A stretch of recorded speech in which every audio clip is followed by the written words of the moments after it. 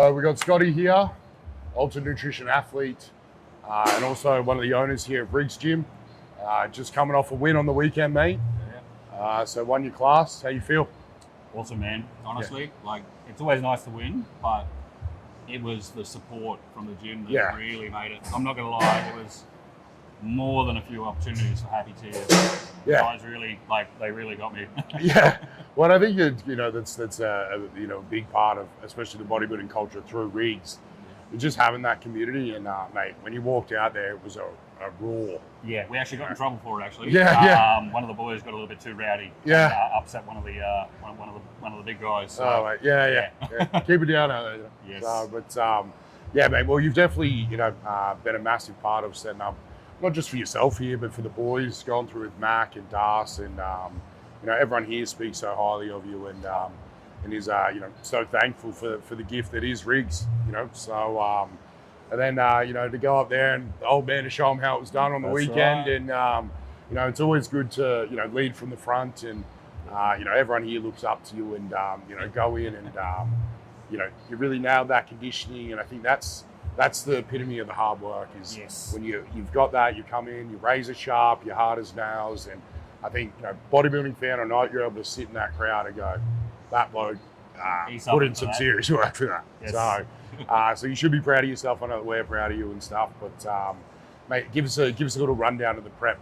Okay, well look, it's the first time in many years that I've actually worked with a coach. Yeah. Shout out to Jaden. Yep. Shout out to Jay Bell. Fantastic coach. It was the first time in a while that I've worked with a coach. I did my last few preps myself. Unfortunately, when I get 2 or 3 weeks out, my decision making gets a little bit impaired. And I always have a tendency to go, well, more would be better. Yeah. So if you're doing 20,000 steps, maybe 40,000 is better. That's good being a bodybuilder, brother. Right. More is always better. That's right. And but I mean, the biggest thing that we worked on was the fact that all right, okay, for some people, what's the weak point of your game? A lot of people, they don't work hard enough. Unfortunately for me, I don't rest well enough. I don't rest hard enough. And I think that was, I remember talking to you leading into your last show, and without that guidance and stuff there, and I think Jaden stepping in this time just kind of gives you that just that shelf to go back to be like, oh hey, do what I'm told, trust the process, and it's just in our nature, a lot of us that get into this sport by the kind of type of characters that are drawn to the sport is to just a little bit more. All or nothing. Just a little bit more. But and mate, well, you can never knock anyone for hard work, but you definitely brought, I think, your best package. I appreciate that. To the weekend, and you're very, very happy with the look. During the course, so what kind of just for the young pups out there, I guess more than anything else, what kind of training style do you kind of operate on? We do cycle through things. So I've done periods where I've done the top set, back off set type of thing. Yeah. At the moment, we're working more on volume. Yeah. It's and obviously I had a relatively weak posterior previous show. We put a lot of focus on building my upper body this year off season. Which the calves definitely didn't need calves didn't need so much, and believe it or not, Jay actually took my leg day out, which I love, because I feel like there's bodybuilding and there's leg day. They're two separate sports. Two separate sports. Yeah, exactly. And I love leg day. Yeah, one's get the demons away, one's hard. That's right. I bang the metal and make the noises, the voices go away. No, it was awesome, man. He had me basically detrain my legs, and then we focused on upper body, a lot of volume, still intelligent stuff. And then just focusing on execution and things like that. I used to be real big on just move the weight. A relatively strong guy. But learning to just sort of you can do 5 plates. Maybe doing 4 plates and get a bit more intelligent about it might work out better. Well, I think that when you learn how to work that hard in the early stages, and then it's about refining and pulling back from there. 100%. And it's developing that hard work to push those sets too far. Yes. So then you know what it takes to go there. Yeah.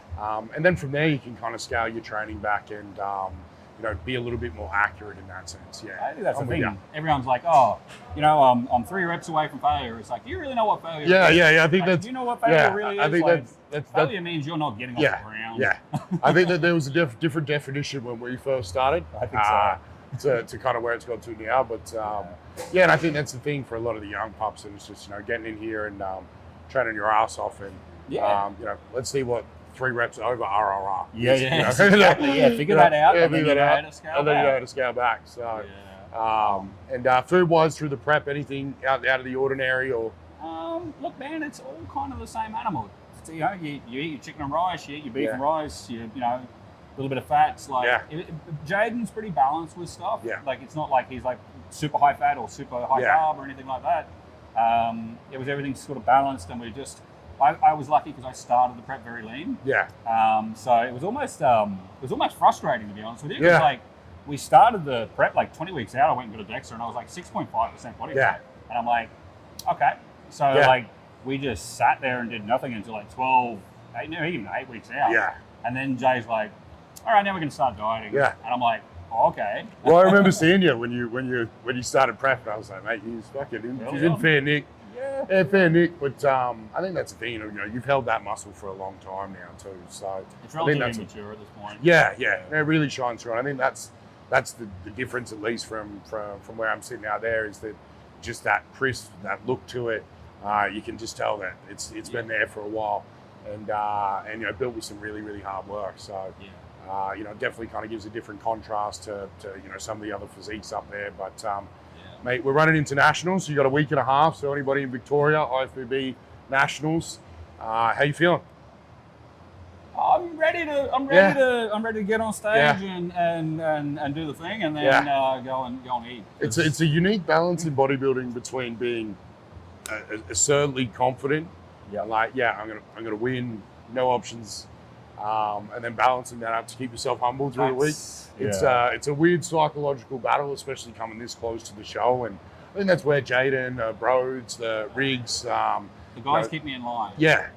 They stop the ego from getting too big, but then if I give you that belief to kind of push you up, and and I think it's that ecosystem that kind of through Riggs and has been able to build to kind of provide the athletes with that inspiration almost, and that that motivation from your peers. There's a lot of people that can get a lot of love or things on social media or Instagram, but there's a different level in real life, and from your peers, people who are on the level playing field of you, and be like, it's like, that's one comment from the right dude is worth the comment of 1,000 people, right? So, anybody in the knows definitely, kind of in and around the space. So, so you fly down week and a half. Yeah. So Thursday we'll get down there. Thursday morning, and then we're just gonna. Our strategy, which worked for us at States, is I go off with the boys. My wife and daughter will obviously be there, but we're just going to have that separation point just before the show, and that worked for us the first time around. So that's what we're going to do running into nationals, because it worked. So and gives you that time to kind of shut off, and I can't deal with anyone else's emotions. In long term, sure, that close to the show, you're a bit of a prick. I can be. You and just about everyone else. But and I think it's about just being able to lock in that zone. There's a lot of mental tenacity, and there's a lot of time that's gone into building these physiques and doing these shows, and the culmination of that coming into that show. It's sometimes you want to live in that moment as well, as much as you can. It's very short-lived at times. All the work we put in to get to where we're going, and a couple of minutes on stage. So I think sometimes, especially the young pups, like I said to Mac in private, to mate, just enjoy when you're there. And praise yourself and make note of, this is my hard work coming to fruition.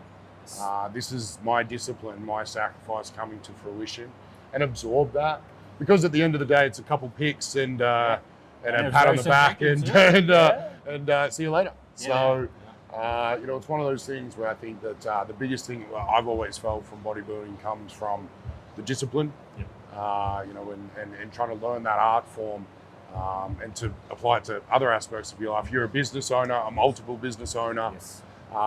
You know, you're a very hardworking person, and a lot of that comes from those core values of If it weren't for bodybuilding, mate, I don't think I ever could have got my businesses off the ground, because it showed me you just got to grow up and keep going. Yeah, and I think for most of us, you know, we barely got through school and other bits and pieces, and it was like, oh, hey, mate, like if you eat your chicken and rice and you train your ass off and you just keep showing up, eventually you'll get better. You'll be the best you can be. The best you can be, and I think it's just that the lesson in that simplicity for the guys is, you know, you can really take that and apply it to just about anything, and you know, we're not doing half bad, so you know, there's got to be something to it. So, well, that's the thing, man. It's, you know, and I mean, look, what do we say? Like, people are like, "Oh, well done," and they're like, "Yeah, so it's 10 years of work to become an overnight success." That's the truth about it, man.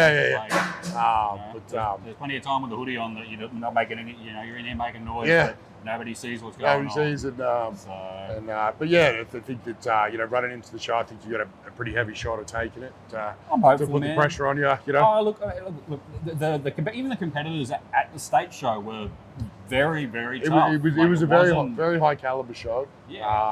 I think there was a lot of depth across a lot of categories. Yes.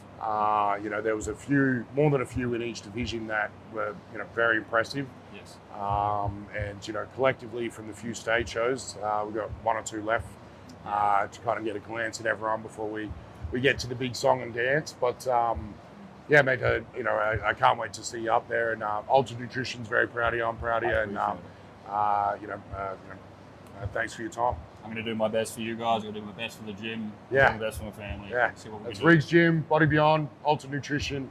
Yeah. Love it. Appreciate it, brother. All good.